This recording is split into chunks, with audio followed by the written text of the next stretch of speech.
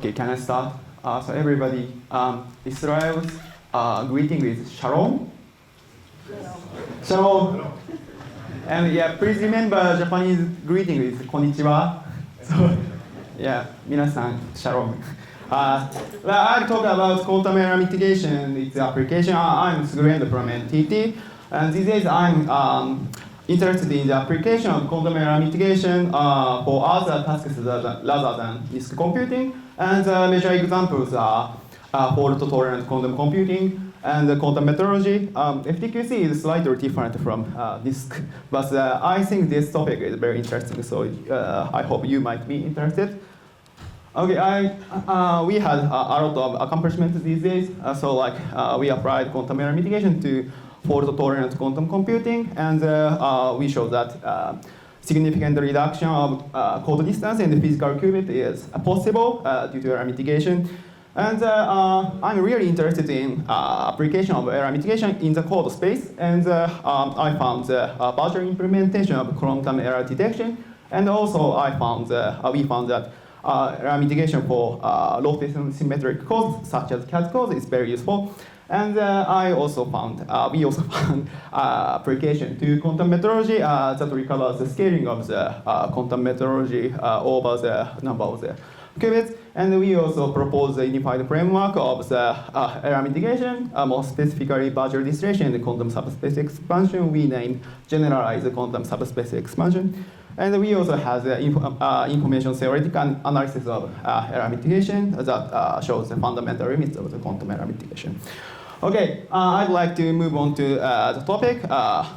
We show that quantum error mitigation is a quite universal technique for reducing the noise in the computation, which can be used from NISQ to FTQC.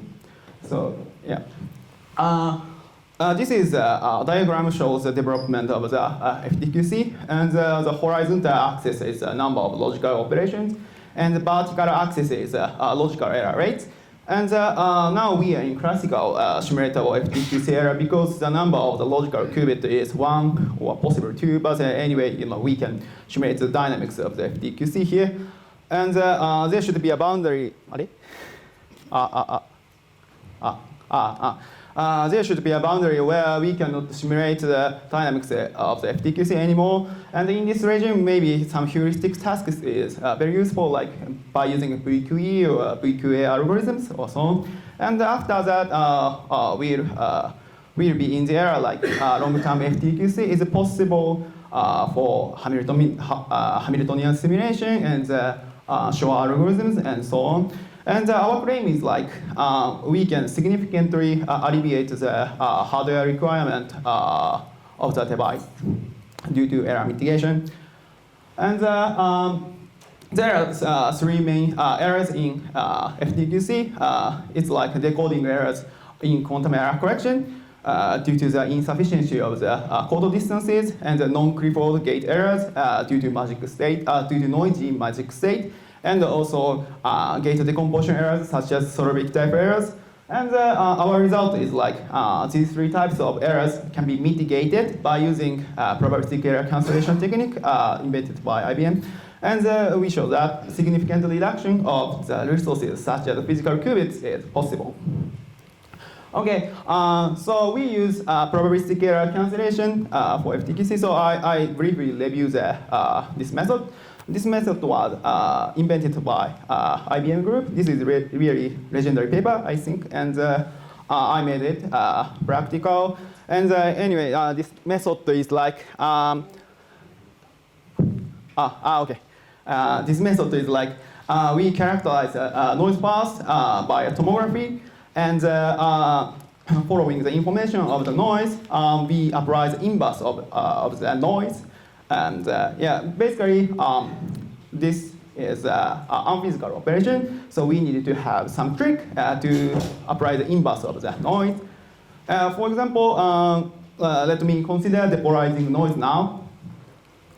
Okay, and once we construct the inverse of depolarizing noise, we can decompose the inverse of noise like this. Like this gamma is some overhead factor, which is related to the cost of quantum error mitigation. And this P1 and P2 are the probability, which means they sum up to unity. And actually, this is an unphysical operation. So there is some negative sign here. So this indicates this map is unphysical. And we can, following this formula, we can apply inverse operation in the quantum circuit, like with some probability P1 and with some probability P2, we randomly generate operations for quantum error mitigation. And this also has a cost and also parity corresponding to the sign here. And we randomly stochastically generate the error mitigation operations, and they have parities and cost.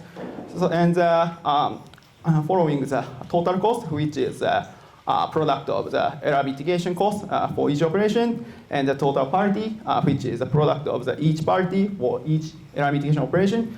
We post-process the result, and finally we can obtain the error mitigated result. And, yeah. And the cost of the probabilistic error cancellation is like exponential. Like, so this is the cost for each error mitigation, and this is the number of gates. And the cost of error mitigation can be written as this one. So A is constant depending on the noise model, and epsilon is gate fidelity. And so it scales exponentially with error count. So this epsilon ng is a kind of the total error count in the quantum circuit. And for example, when we think of the stochastic errors, stochastic power errors, including the polarizing noise, A equal to 2. And we amplify the measurement outcome from the quantum computer with this coefficient, and it scales exponentially. So the cost of probabilistic error cancellation is also exponential. What does it mean? Probabilistic error cancellation is useless, and in my view, no. Like when we have total error rate, epsilon ng is unity. Around this regime, the cost of error mitigation is quite moderate. So we can find some regime which is useful. And in my view, in fault-tolerant quantum computing, we can easily realize such regime easily. Yeah, sometimes we can realize such regime. So, and error mitigation should be very useful. And yeah, we show that some reduction of resources is possible. And I'd like to talk about the decoding error, suppression of decoding error first. What is decoding error is like, let me think about the very simple example of the 3-qubit code. Like this is a textbook example. Like one logical qubit is encoded with 3 qubits, and logical 1 qubit is encoded with 3, 1. And if error occurs once, by applying the syndrome measurement and the decoding, we can correct the error. But when errors occur twice, for example, to the first and the second qubit, we obtain such states. And yeah, error correction algorithm thinks there is an error on the qubit 3.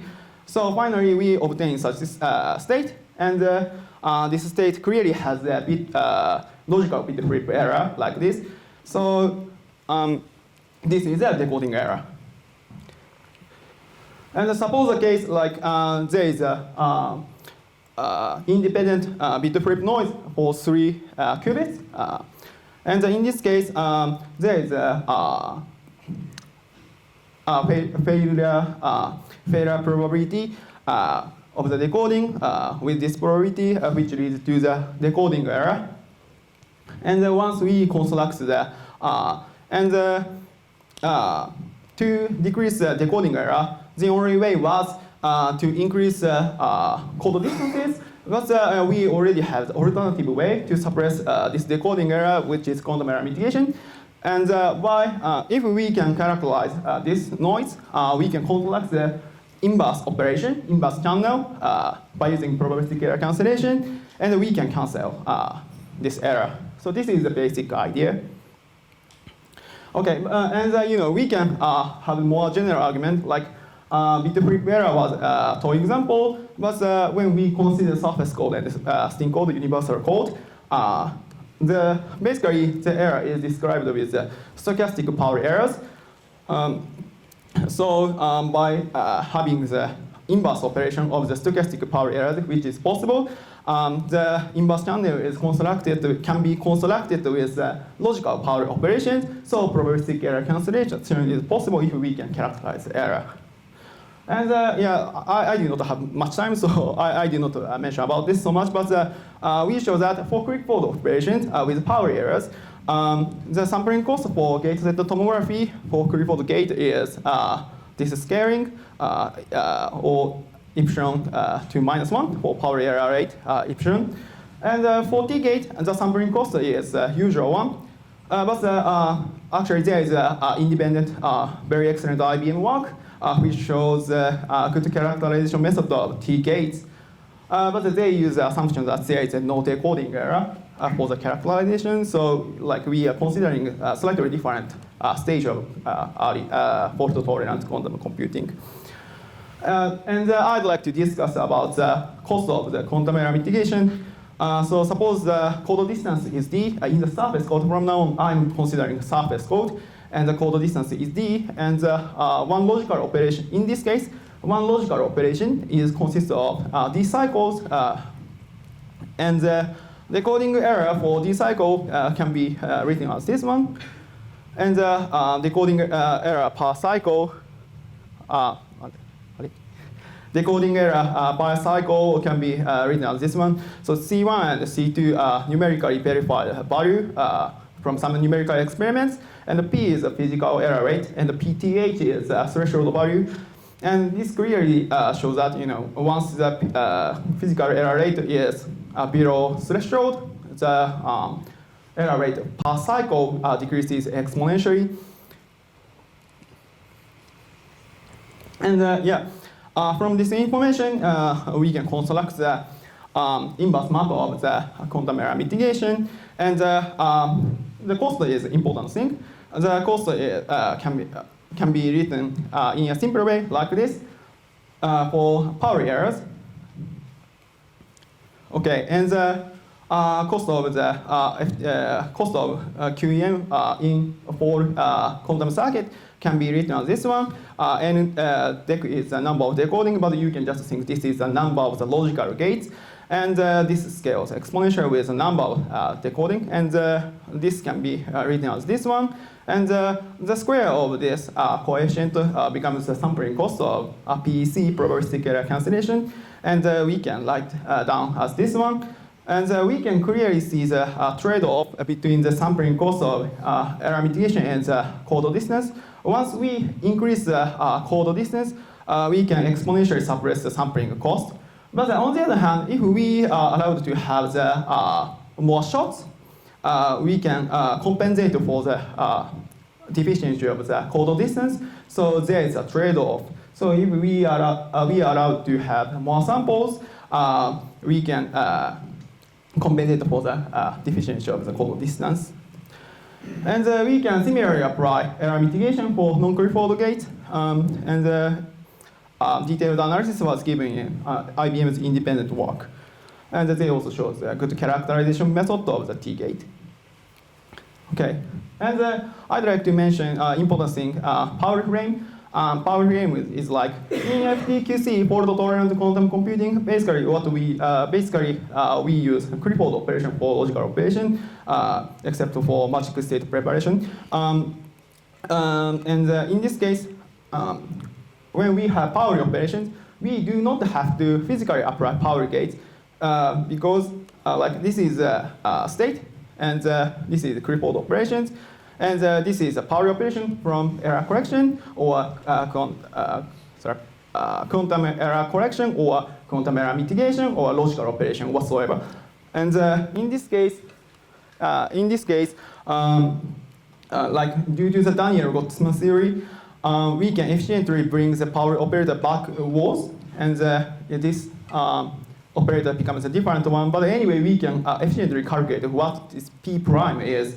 And this means like if this P prime is X or Y operation, we can just bit flip the measurement outcome. And if this P is just Z operator, we just make the measurement outcome as it is.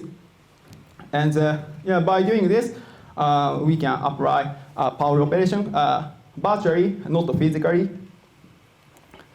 And once, for T-gate teleportation, following the information of the power frame, we can just flip the measurement outcome, and whether this S-gate is applied or not is determined.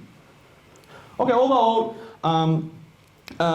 in the framework of the combination of quantum error correction and error mitigation, we should, and we have the additional operation of the from quantum error mitigation, but it just updates the contents of the power frame, so we do not have to apply power operation physically, and the other procedure is the same. We have the cost of the quantum error mitigation and the parity. So depending on the cost and the parity, we post-process the measurement outcome. And there is another error of Solvay type approximation error, or more generally gate decomposition errors in fault-tolerant quantum computing. But we can, and this is like arbitrary gates can be decomposed into a product of single qubit operation and C0 gates. And arbitrary single qubit operation can be approximated as a product of T gate, the Adamar gate, and the S gate. And there is a finite error due to the gate decomposition. But we can characterize such error very efficiently on a classical computer. And in a similar way, we can construct the inverse operation of the gate decomposition errors.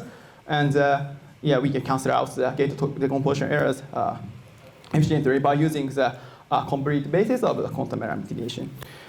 Okay, and in this way, so we show that dominant error of FTQC can be mitigated with probabilistic error cancellation.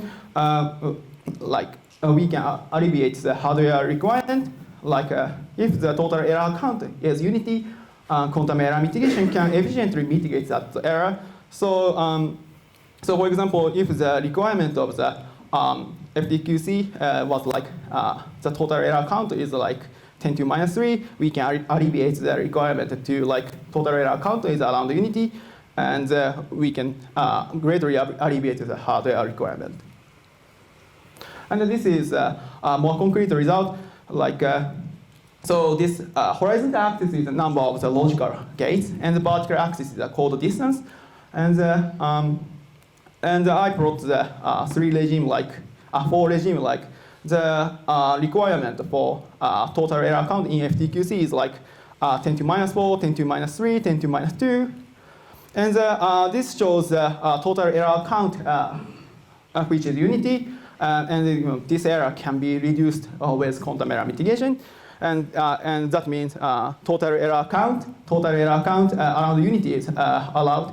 So in this case, for example, when we assume the required total error count is 10 to minus 3, and on the other hand, when we use quantum error mitigation, total error count unity is allowed. And in this case, the code distance requirement of the code distance is reduced to 4 from 9. And when we rephrase it in the number of the qubits, the reduction of the qubit count is 80%, which is a significant reduction, I believe. And our method is also useful in long-term FTQC. For example, the number of the logical gate is 10 to 10. In this case, the code distance is also reduced from 19 to 14, and the number of qubits is reduced by 45%. I think this is a very nice result, and there is another requirement for decoder, classical decoders, as the number of the code distance increases, the burden for classical algorithm for decoding also increases. So this result is very good. This can reduce the cost of classical decoders as well. So I think this is a nice result. And I'm very interested in quantum error mitigation on the code space, so I'd like to briefly introduce my recent works. The first one is virtual quantum error detection. Quantum error detection is we apply syndrome measurement after the gate, and we post-select the state depending on the depending on the result of the syndrome measurement. And we chose the protocol like we can, by just having the random control stabilizer operations and the measurement of the answer qubit, and by having some post-processing of the measurement outcome, we show that we can obtain the expectation value corresponding to the error post-selected state in the error detection without syndrome measurement. So actually, this is the original idea was proposed by Google, but yeah, we made it possible to apply error detection during the circuit. So yeah, and we also show that error mitigation for botonic code is also possible. Like so, botonic code has so rotation botonic code like cats, and binomial code has a rotation symmetry. So by efficiently use by leveraging the rotation symmetry and by randomly sampling the rotation symmetries, we can mitigate errors in rotation codes. And in the presence of photon damping, the fringe of the cat code disappears, but we show that the fringes is recovered by error mitigation. Okay, I'd like to move on to the next topic, error mitigation for quantum metrology. So yeah, this is a totally different topic, so I'd like to introduce what is quantum metrology very briefly fast. So this field aims for estimate small external fields by quantum states with better precision. So the fields are like magnetic fields and temperature and so on. And we denote the estimated parameter as omega. So we prepare some probe state. For example, GHZ state is kind of typical choice. And we interact this GHZ state with the field, and we measure the state.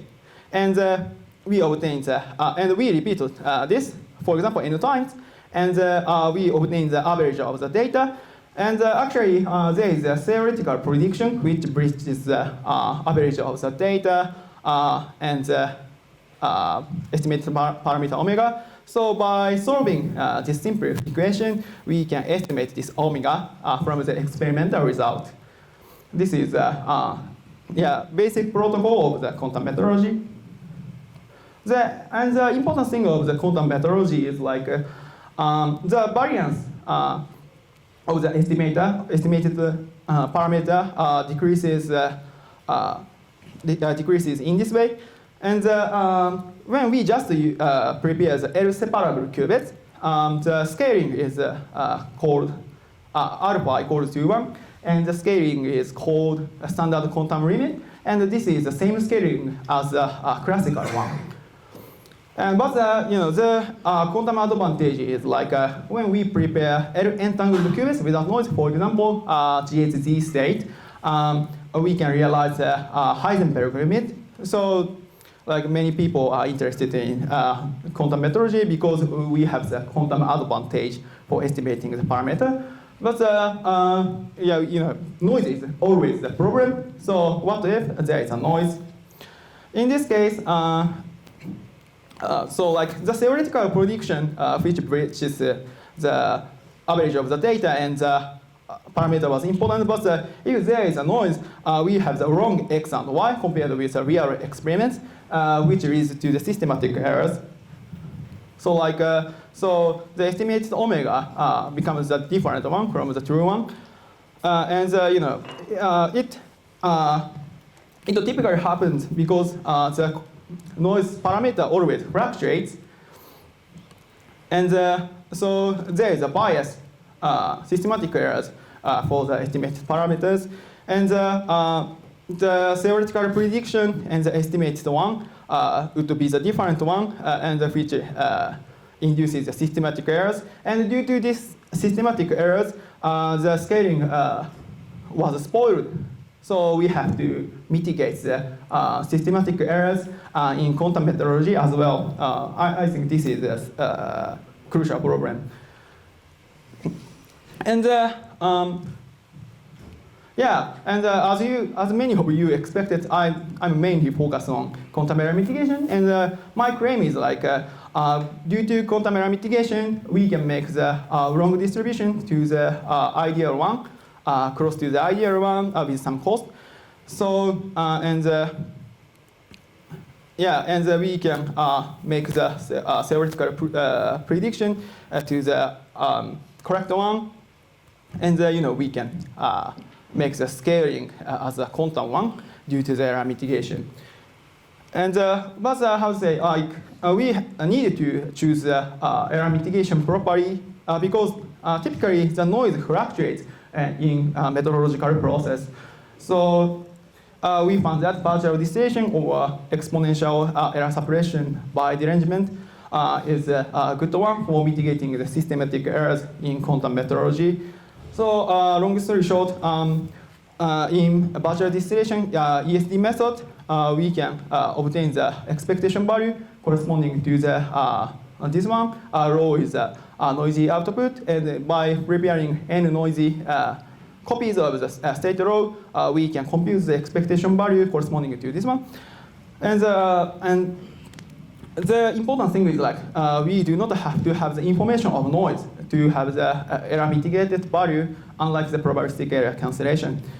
And for example, when rho is described as this, like this psi 0 is the ideal one, and the psi 1, psi 2, psi 3 is the noisy one. And in this case, when we calculate rho to n, the proportion of the noisy ones are exponentially suppressed.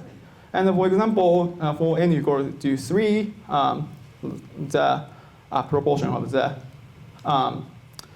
ideal one becomes close to unity. And the implementation of the partial distillation is as follows. Yeah, like this was already explained by Barito Kotsu yesterday, but we by using the control derangement circuit. So for n equal to 2, this is just a control swap, and by using such circuit, we can calculate the numerator and denominator independently, and we can have the error mitigated value. And we show that partial distillation ESD method can mitigate the fluctuating noise as well. So so in a methodological process, it's typical that the quantum state at the ice measurement is described as low I. The state is different depending on the measurement. And also in this case, we show that the effect of the fluctuating noise is suppressed, and the dominant eigenvector is distilled. And this is our setup. So we interact the probe state with the field, and we obtain the noisy state, and we calculate the denominator and the numerator independently, and we can obtain the error mitigated result. And we said that the T1 noise is fluctuates in this way linearly, but the estimated T1 is the same. So there is a discrepancy between the actual noise model and the estimated one. We simulated such a situation, and we use the GHD state as a probe state. And we simulated the non-Markovian T1 noise, and this is the result. So in the presence of non-Markovian T1 noise, this is a systematic error-inducing noise. Due to the systematic noise, the scaling of the quantum methodology just becomes the SQL, classical scaling. By using the partial distillation, this can filter out the fluctuating noise, and so a systematic error is mitigated. So we could recover the quantum scaling like this, and the scaling factor was minus 1.5, and this is between -1 and -2. So this is clearly the quantum scaling. So this means quantum error mitigation, more specifically partial distillation, is very successful for quantum methodology. This is a conclusion. There are many quantum error mitigation methods. So I didn't introduce this, but there are a bunch of error mitigation methods, and I consider the error mitigation for rather than quantum computing and application to fault-tolerant quantum computing and application to quantum metrology. And finally, I wrote 2 review papers. So if you are interested in quantum error mitigation, please read these papers. And if you have any question is welcome at any time. So I'm really happy to give seminars or something like that. So yeah, that's it. Thank you very much.